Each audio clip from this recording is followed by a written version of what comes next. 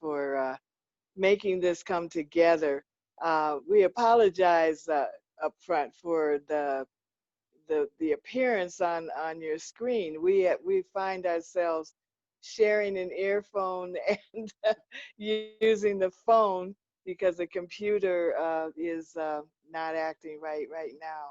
But again, it's just a pleasure to be here and to hear about the work that you have been doing, which is so much similar to the work that we're doing here in Denver.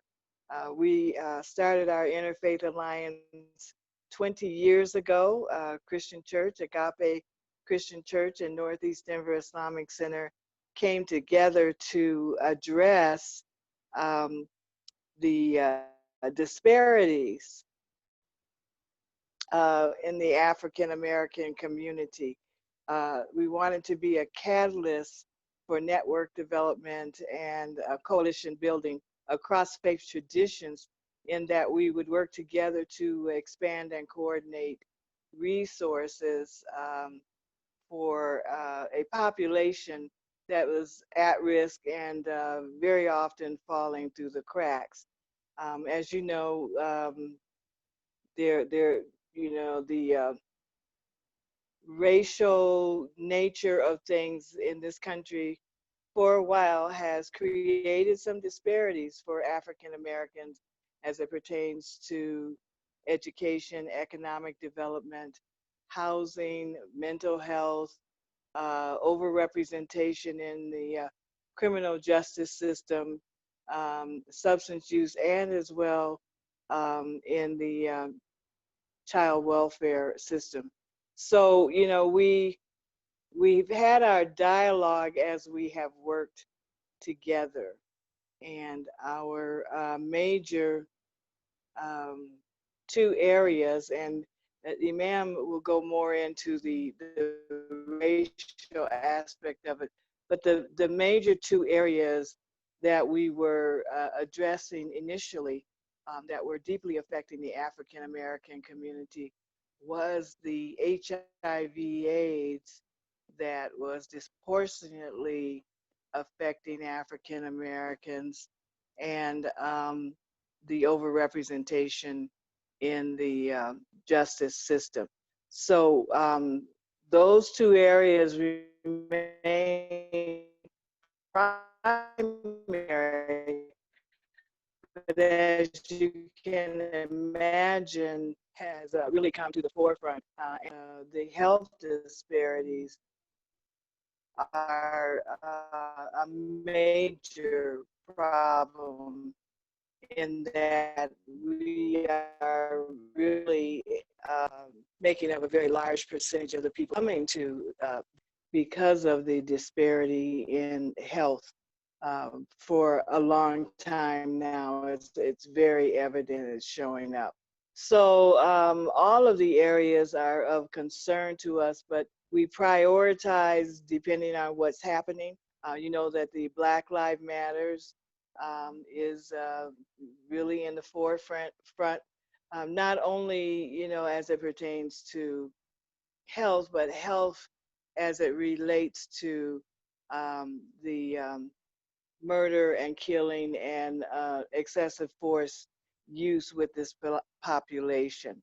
So we're very much focused there now, but of course looking at all of the other areas and working together to bring our resources to bear on those situations. I think the most important thing is to be able to find those relationships across faith traditions, because this is God's work.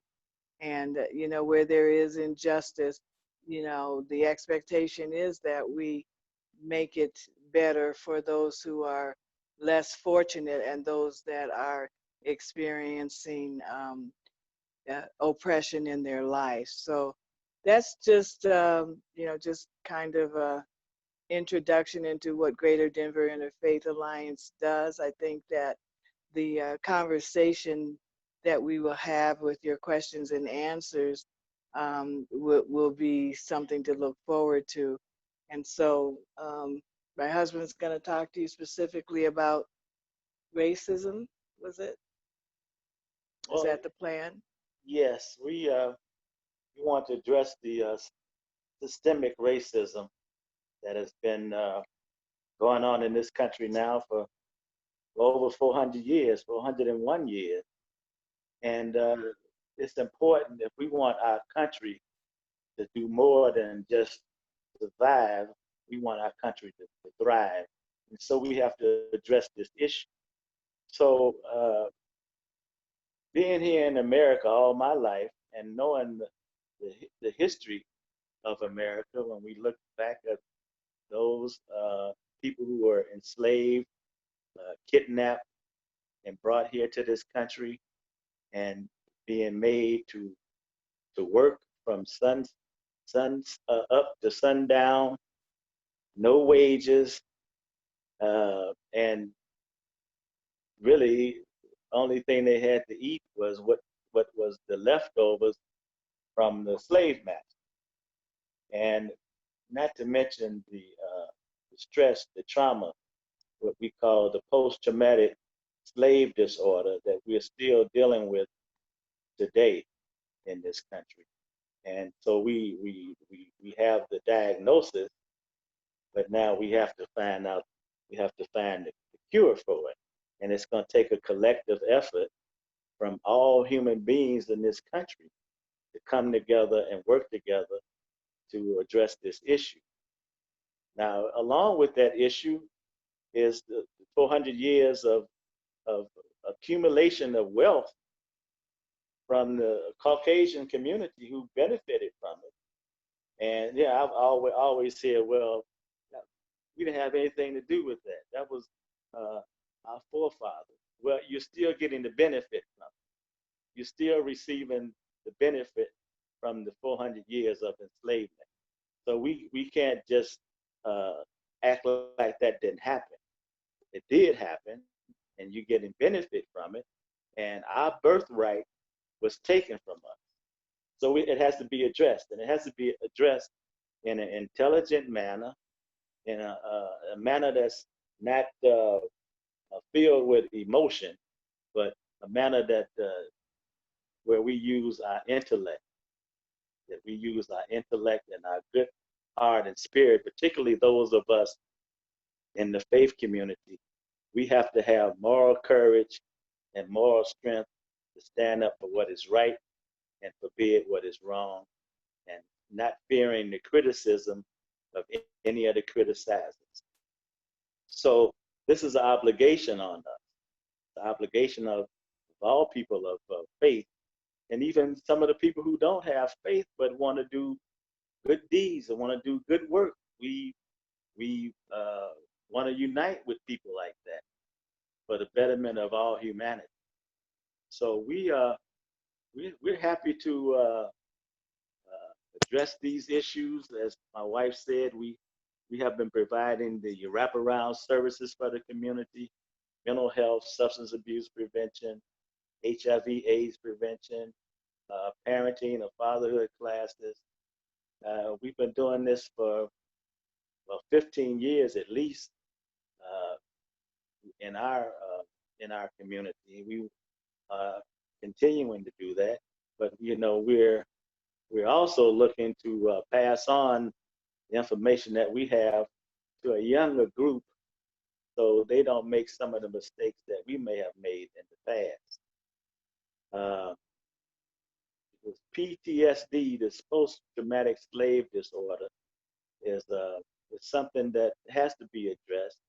And as I said earlier, it takes a collective effort for us to do it.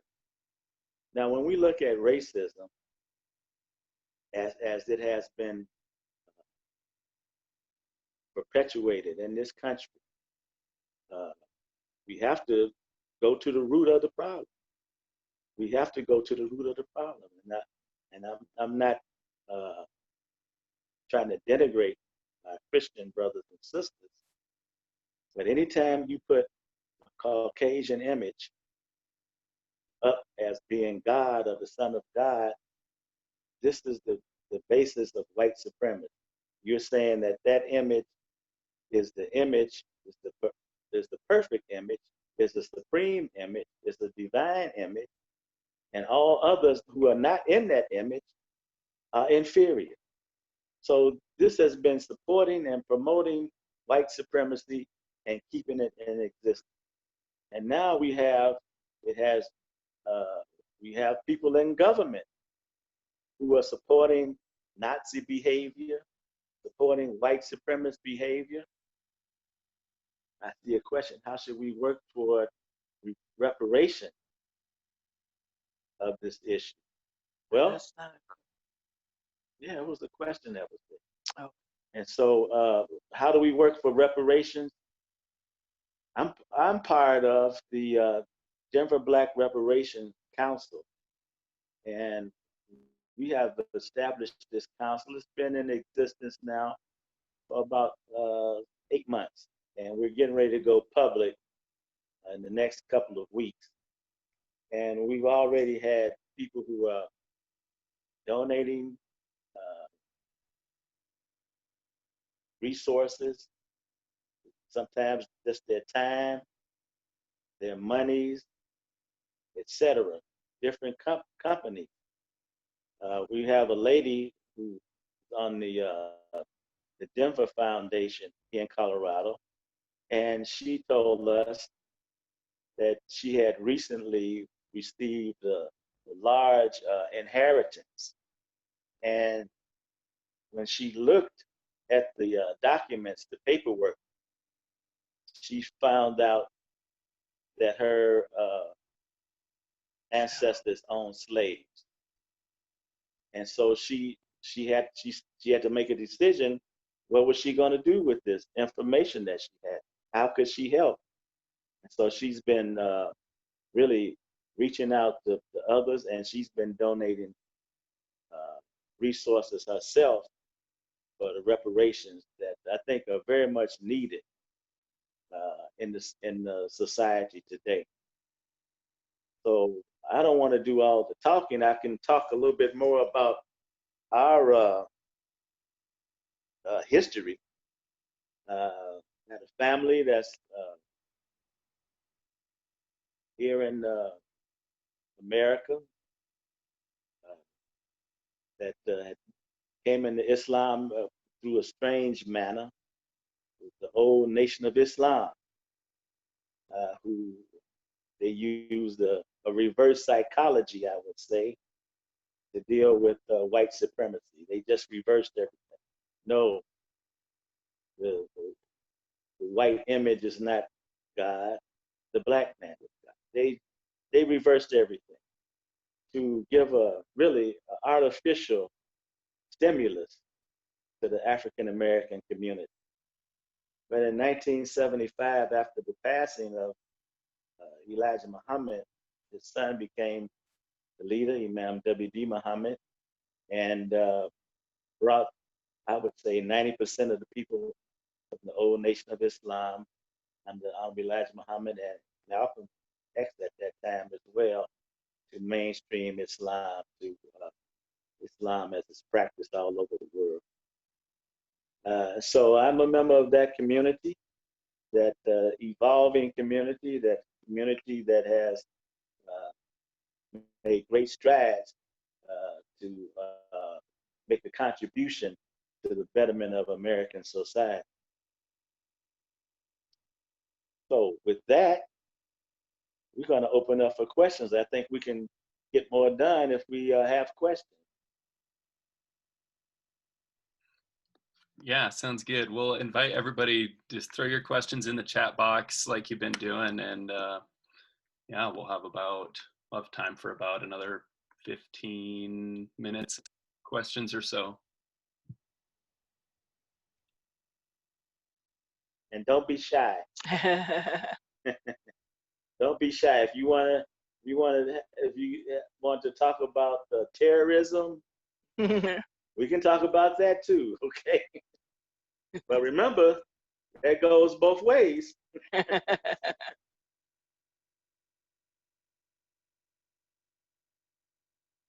So, I would just, oh, okay. What about the Raham Institute.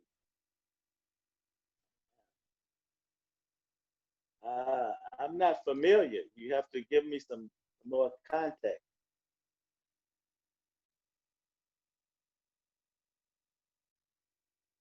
Abraham, is it Ibrahim?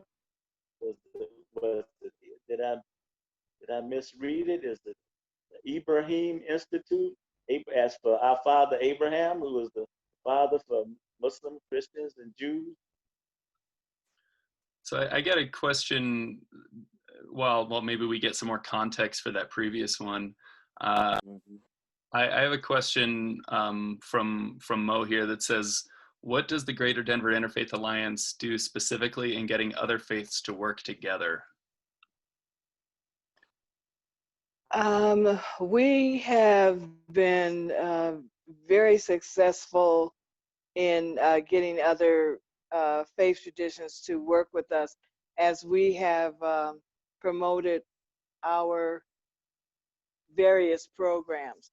For example, when we were focusing primarily on HIV/AIDS, we started out with awareness, raising the awareness, addressing in each context what the situation was, because people were not, aware that African Americans were disproportionately affected.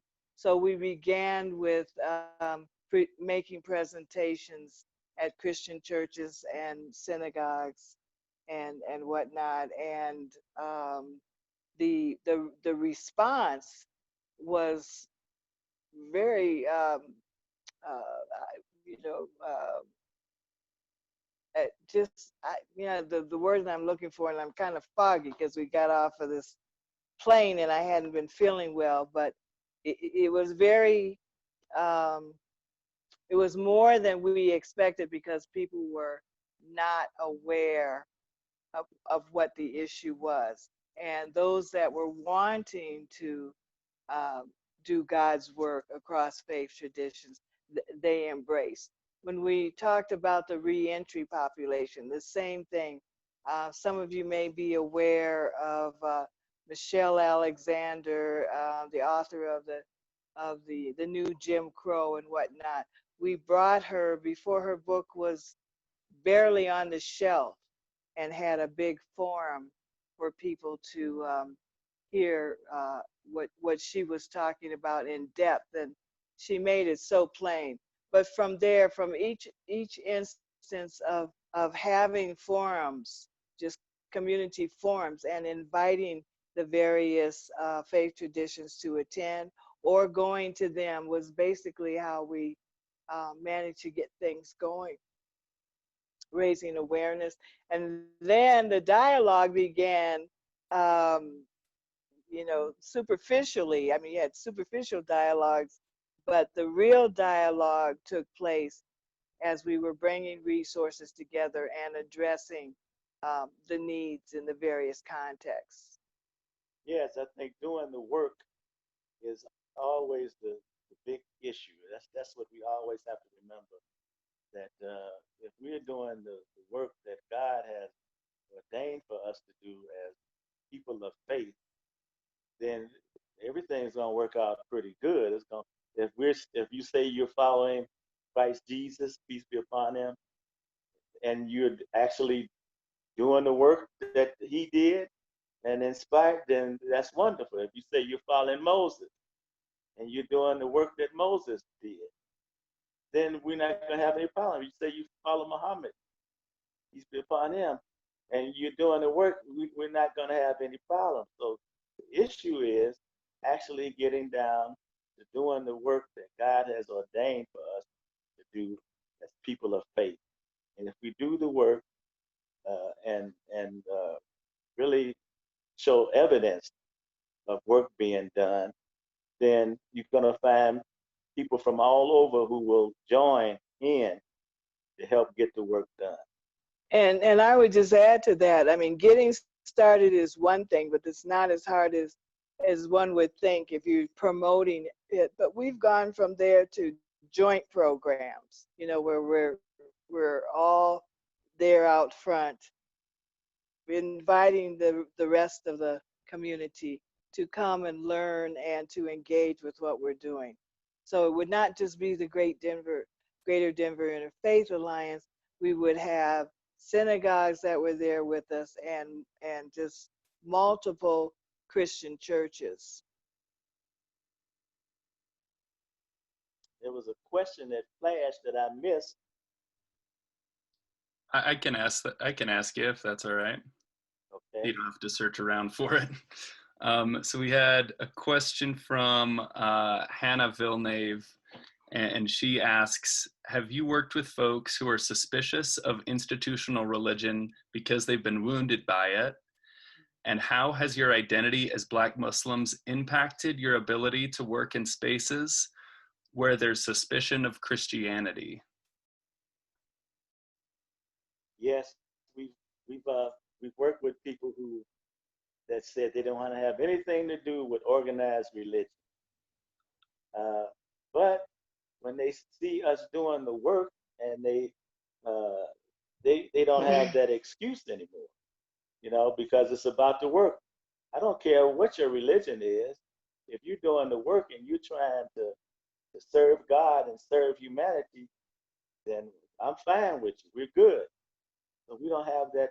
We don't have an issue with people like that, as long as they're doing the work. Now, that's because you can have people who say that they're Muslim or Christians and Jews, and they say it with their mouth, but we don't see evidence of it. We don't see work being done to really promote what God wants for humanity. In terms of being an African American Muslim in this society, we get tag teamed because we're Muslims and we're African American, so we get tag team a lot, But that's okay. We got broad shoulders, and we think that we have been conditioned by God for this mission, so we can take it. We can handle it. We got broad shoulders. We can handle that. And sometimes even from our own religious traditions, we get some flack, from some of our immigrant brothers and sisters. You just have to be truthful and honest. This is the reality.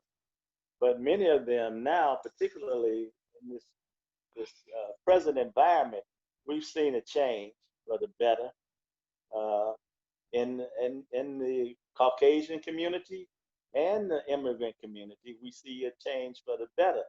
Although conditions have been created in this country, and environment has been created in this country where we have some of the Neanderthals who've been given license now to come from under the rock.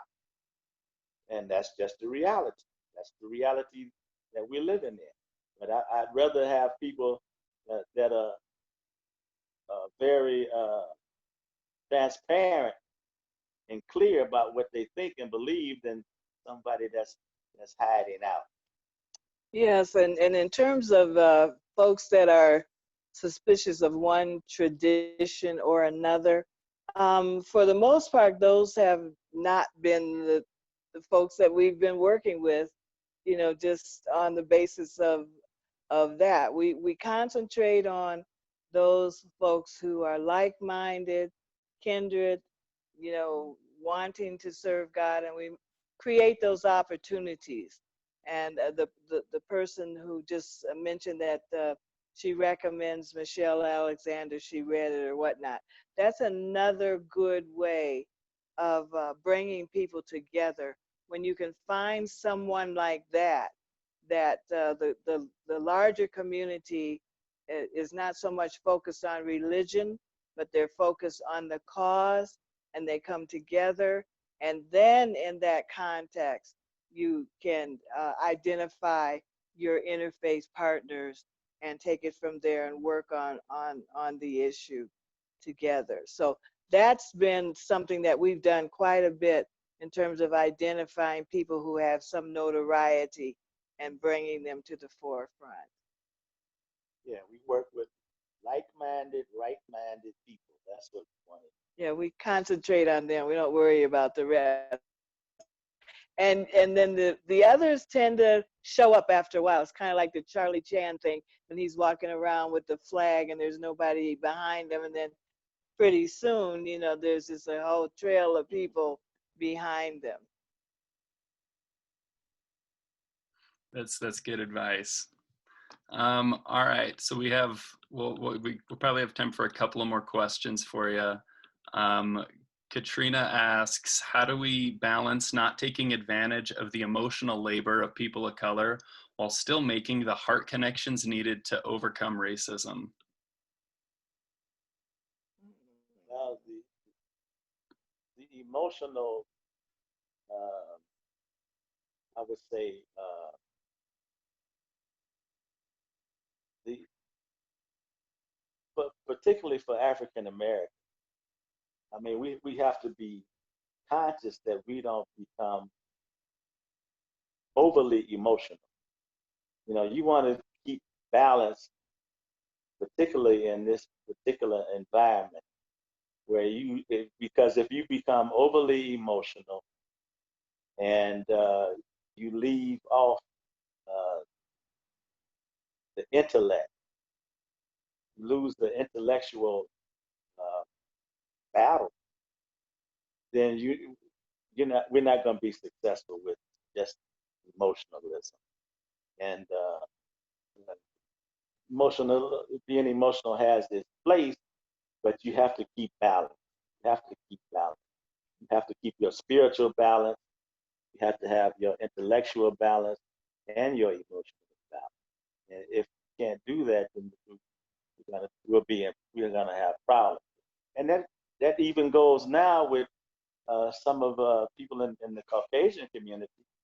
They've been become very emotional. You had people in I think that was in Virginia that had a demonstration. The Jews will not replace us. This type of emotionalism, which is fueled by racism, fueled by Aryan Nazi behavior.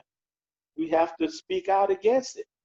You know, one of the sayings of Muhammad the Prophet is, President, peace be upon him, he said, if you see a wrong, you should stop it with your hand, which means you have to act against the wrong. Then, if you're not able to do so, then with your tongue, you have to speak out against the wrong. Then, if you're not able to do so, then with your heart. And that's the weakest of faith. So we just can't say, oh, that's wrong. They shouldn't do that. We're just, it's in our heart to say this wrong. No, that's not enough. We have to do we have to do some work against the things that are wrong. We have to speak out against the wrong. We have to act against it. And then we will get some things done. We'll get some change and meaningful change in the society where the society will live up to its creed that all men are created equal and endowed by the Creator with certain inalienable rights. So this is what we have to do collectively. I think if we're able to do that, we'll make a big impact. So I just have a one-liner. You know, it happens in the exchange. Showing up is the first step, and responding to whatever's there from your authentic place. You know, you don't need to do or be or say anything other than you are. But just the presence there, people will take you at face value, and the heart connection can take place. Sometimes it takes place while you are understanding, just showing the empathy, the compassion, or whatever you may be seeing on the other side, on the emotional side. But and I said it was just a one liner, but basically it's just showing up and being your authentic self. Yeah, you have to be transparent. We have to be transparent and sincere. The sincerity will show through, and the wisdom of that saying of Muhammad the Prophet it actually starts in the heart. We see it's something that's going on that's wrong. It's our heart is moved. Then it graduates from the heart being moved to us speaking out against that wrong issue or that wrong behavior. And then finally, we begin to act against the wrong. And that's where we ultimately want to be. Yeah, thank you for that. So we're running really short on time, but I might try to sneak in just one more question if that's okay. Sure. So Mo wanted the Imam to talk just really quickly, and I know that quickly is on this. Right. It might be difficult, but talk about your work on affordable housing for low-income individuals. I know that that's something that where I'm. Yes, well. Yeah, just say that's a problem throughout Wyoming in certain spaces as well. And I know that Denver in particular, that's a massive issue. So if you could speak to your work in that just for the next couple minutes. Yes, we are trying to establish attainable, affordable housing here in Denver. The housing has exploded. The price of housing has exploded, and we've had people who come from places like California, where a shack in California costs you $1 million easy. And so they come here and they say, "Oh, we can get a good deal in Denver. We can get a house in Denver for $500,000, and we still got $500,000 in our pocket." But what happens to the people who can't afford a $500,000 house? Can't, and that's where it's coming to that. It's there now here in Denver. So we say we need attainable, affordable housing, housing that is attainable, housing that is affordable. And so we've been fortunate that the city has a program now where if you have, and many churches, unfortunately, have gone under partly because of COVID, and partly because you have less people coming to worship. And so they have these huge parking lots that's just sitting empty. So we have a parking lot. So we said, why don't we build attainable, affordable housing on the parking lot that we own and operate? You know, our property is free and clear. We own it. And we want to go do 5 stories of attainable, affordable housing and 40 units. And the mayor is asking that we put what do you call it? Incubator inside the building, so we can train people to get jobs, training in the